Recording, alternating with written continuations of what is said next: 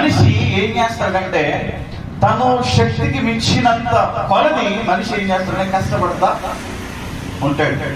ఏదో ఒక ప్రయత్నాన్ని చేస్తా ఉంటాడు. ఎందుకొరకు? నేను, నా భార్య, నా కుటుంబం ఎలా ఉండాలంట? సంతోషంగా ఉండాలి. అయితే దేవుడు కూడా తెలియజేసే మాట అంటే నీవు సంతోషంగా ఉండాలని కోరుకుంటున్నావు, మరి ఎప్పుడైనా నన్ను సంతోష పెట్టాలన్న ఆలోచన నీకు వచ్చిందా అని అంటాడు దేవుడు. ఎప్పుడన్నా అడిగాడు దేవుడు మిమ్మల్ని? ఎప్పుడు ప్రార్థన చేశారు, ప్రభువా నేను నిన్ను సంతోష పెట్టాలా లేదా నీవు నన్ను సంతోష పెట్టాలా? ఈ రెండు ప్రార్థనలో ఒక ప్రార్థన చేస్తాం మనం. ఎప్పుడు ఏమిటా ప్రార్థన? ఏంటమ్మా ఏమంటే ఏంటి? ఎప్పుడు కూడా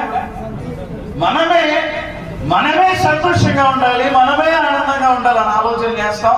ఆ ఆనందాన్ని, ఆ సంతోషాన్ని దేవుడా నాకు ఇవ్వని చెప్పేసి దేవుడికి మనం ప్రార్థన చేస్తాం. కానీ దేవుని పిల్లలారా, మన నుంచి దేవుడు